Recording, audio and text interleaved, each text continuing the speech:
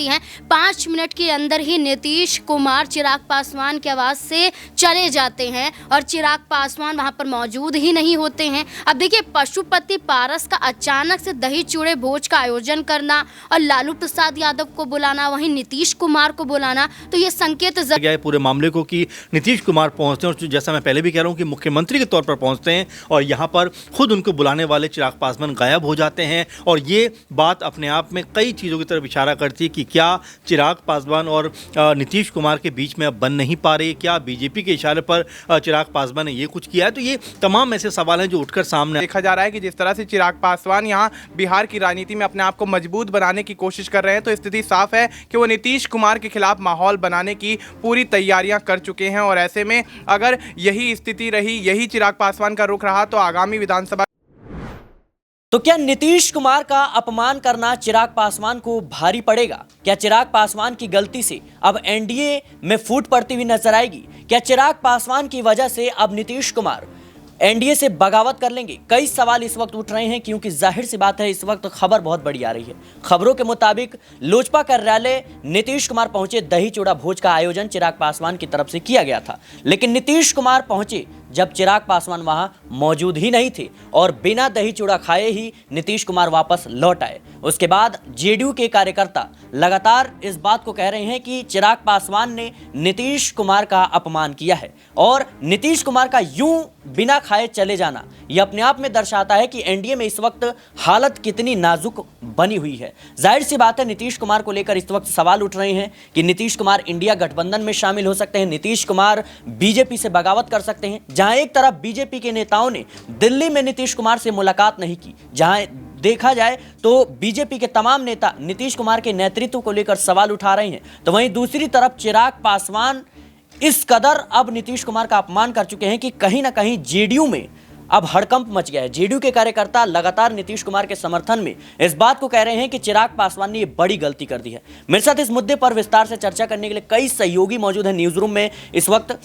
सबसे पहले सवाल लेंगे अमन सर से। सर, जिस तरीके से ये खबर सामने आ रही है कि चिराग पासवान ने दही चूड़ा भोज का आयोजन किया था, लेकिन नीतीश कुमार पहुंचे तो वहां मौजूद ही नहीं थे। उनका कहना है कि भाई मैं पूजा कर रहा था, मैं वहां नहीं आ सकता था। बिना खाए नीतीश कुमार का चले जाना। उसके बाद चिराग पासवान के मुताबिक वो लगातार फोन करते रहे, लेकिन नीतीश कुमार की तरफ से फोन नहीं उठाया जा रहा है। कैसे देख रहे हैं? देखिए, पहली बात तो ये है कि नीतीश कुमार कोई कार्यकर्ता नहीं है, छोटे मोटे नेता नहीं है, वो राज्य के मुख्यमंत्री हैं। उस नाते भी चिराग पासवान को अगवानी करने के लिए या उनका वेलकम करने के लिए वहाँ पर मौजूद होना चाहिए था। और जबकि उनका अगर इन्विटेशन रहा है तो जाहिर बात है कि जो मेज़बान होता है उसका ये कर्तव्य बनता है कि मेहमान को पूरी तरीके से वो सम्मान और एक तरीके से स्वागत करता हुआ नजर आए। लेकिन यहाँ पर जिस तरह से देखा गया है पूरे मामले को कि नीतीश कुमार पहुँचते हैं और जैसा मैं पहले भी कह रहा हूँ कि मुख्यमंत्री के तौर पर पहुँचते हैं और यहाँ पर खुद उनको बुलाने वाले चिराग पासवान गायब हो जाते हैं। और ये बात अपने आप में कई चीज़ों की तरफ इशारा करती है कि क्या चिराग पासवान और नीतीश कुमार के बीच में अब बन नहीं पा रही, क्या बीजेपी के इशारे पर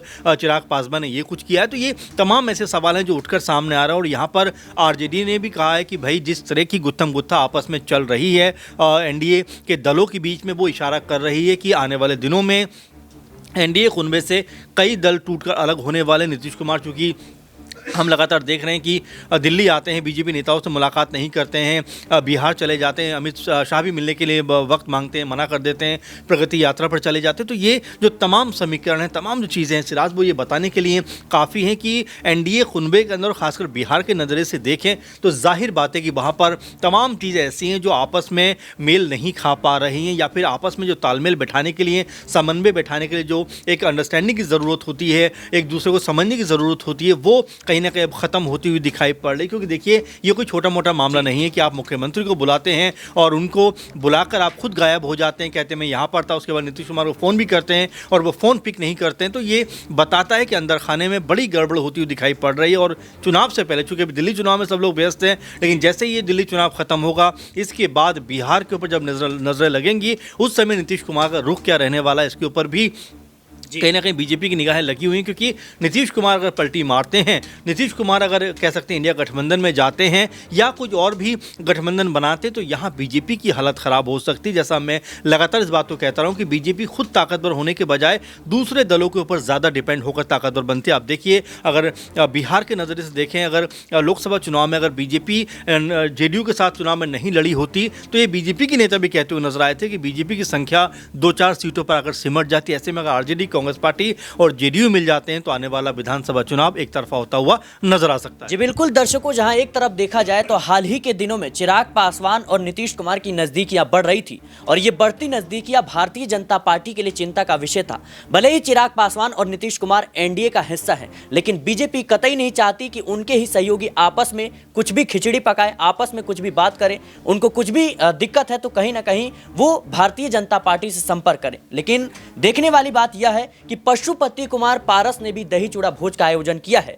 और नीतीश कुमार वो शख्स हैं जिनकी बदौलत चिराग पासवान को उनका कार्यालय वापस मिला है। यानी पशुपति कुमार पारस से छीनकर नीतीश सरकार ने ही चिराग पासवान को उनका कार्यालय सौंपा है। लेकिन बड़ा सवाल यह है कि अब जिस तरीके से नीतीश कुमार नाराज हुए हैं, पशुपति कुमार पारस ने भी दही चूड़ा भोज का आयोजन किया है। क्या लगता है आपको, अब नीतीश कुमार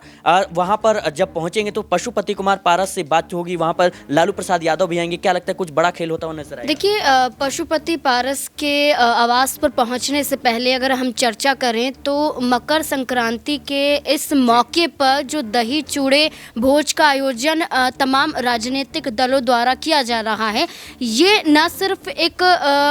पर्व को लेकर किया जा रहा है, बल्कि इसके ज़रिए नीतीश कुमार को साधने की कोशिश की जा रही है, नीतीश कुमार की नाराज़गी को दूर करने की कोशिश की जा रही है। इसके ज़रिए दर्शाया जा रहा है कि नीतीश कुमार के लिए हम हमदर्दी जताते हैं, कि नीतीश कुमार को हम सत्ता में भी लाएंगे, नीतीश कुमार को हम सीएम पद देने के लिए भी तैयार हैं, बस नीतीश कुमार हमारे साथ आ जाएं। विधानसभा चुनाव से पहले दही चूड़े भोज के कार्यक्रम के दौरान हमने ये देखा कि 13 जनवरी को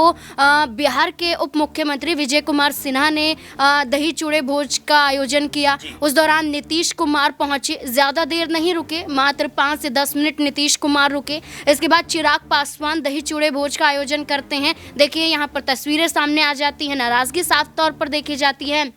कि नीतीश कुमार और चिराग पासवान की मुलाकात हो ही नहीं पाती है। 5 मिनट के अंदर ही नीतीश कुमार चिराग पासवान के आवास से चले जाते हैं और चिराग पासवान वहां पर मौजूद ही नहीं होते हैं। अब देखिए, पशुपति पारस का अचानक से दही चूड़े भोज का आयोजन करना और लालू प्रसाद यादव को बुलाना, वहीं नीतीश कुमार को बुलाना, तो ये संकेत ज़रूर दे रहा है कि खुद नीतीश कुमार वहाँ पर समय नहीं दे रहे हैं। लेकिन क्या पशुपति पारस के आवास पर पहुँचने के बाद क्या समय देंगे? क्या लालू प्रसाद यादव से कोई मुलाकात होगी? क्या लालू प्रसाद यादव के साथ कोई चर्चा होगी? क्या इसमें पशुपति पारस बड़ी भूमिका निभा रहे हैं कि भारतीय जनता पार्टी ने मुझसे केंद्रीय पद भी छीन लिया, भारतीय जनता पार्टी ने लोकसभा में एक सीट भी नहीं दी, भारतीय जनता पार्टी चिराग पासवान को पार्टी का हनुमान बता रही है, गठबंधन का हनुमान बता रही है। तो इसलिए पशुपति पारस कहीं ना कहीं भारतीय जनता पार्टी का खेल बिगाड़ने के लिए हो सकता है कि लालू प्रसाद यादव और नीतीश कुमार के बीच में एक बड़ा गठबंधन करवाते हुए नजर आए।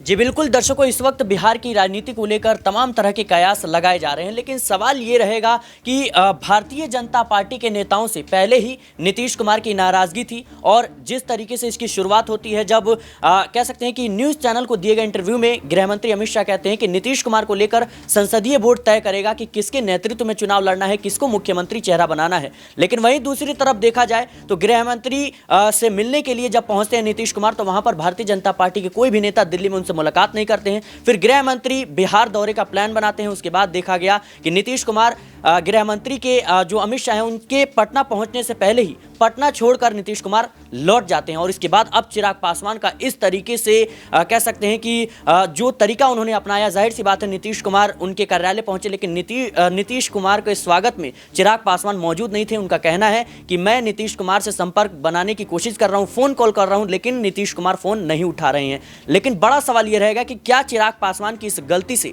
अब एनडीए में बड़ी फूट पड़ती हुई नजर आएगी? मेरे साथ इस मुद्दे पर बातचीत करेंगे मनीष मौजूद हैं। मनीष से अगला सवाल लेंगे। मनीष, तनिष कैसे देख रहे हैं आप? जिस तरीके से देखा जाए तो लगातार जो एनडीए में है इस वक्त कह सकते हैं कि तमाम नेताओं की नाराजगी सामने आ रही है, लेकिन चिराग पासवान का यूं अचानक से ये रुख क्या दर्शाता है कि कहीं ना कहीं अब चिराग पासवान भारतीय जनता पार्टी की बैटिंग कर रहे हैं और क्या नीतीश कुमार के खिलाफ अब जो पिच है वो कह सकते हैं बनानी शुरू हो गई है? जी बिल्कुल, यहाँ पर देखा जाए तो दही चूड़ा कार्यक्रम का जो यहाँ पर हमने दृश्य देखा, चिराग पासवान जिस तरह से यहाँ पर रुख दिखाते हुए नजर आए, उससे यही अंदाज़ा लगाया जा सकता है कि आगामी बिहार विधानसभा चुनाव में चिराग पासवान कोई बड़ी यहाँ पर जिम्मेदारी चाहते हैं, या यूँ कहें कि ज़्यादा से ज़्यादा सीटों पर चुनाव लड़ना चाहते हैं, क्योंकि पहले भी चिराग पासवान सूबे का मुख्यमंत्री बनने के लिए अपनी बात आगे रख चुके हैं। और ऐसे में जिस तरह से चिराग पासवान कुछ समय पहले ये भी कहते हुए नजर आए थे कि मैं केंद्र की राजनीति से ज़्यादा बिहार की राजनीति पर फोकस करता हूं और उसी पर फोकस करना चाहता हूं, तो स्थिति साफ है कि बिहार की अपनी ज़मीनी राजनीति को मजबूत करने के लिए चिराग पासवान इस तरह का रुख अपनाते हुए नजर आ रहे हैं। मोदी जी के हनुमान कहे जाते हैं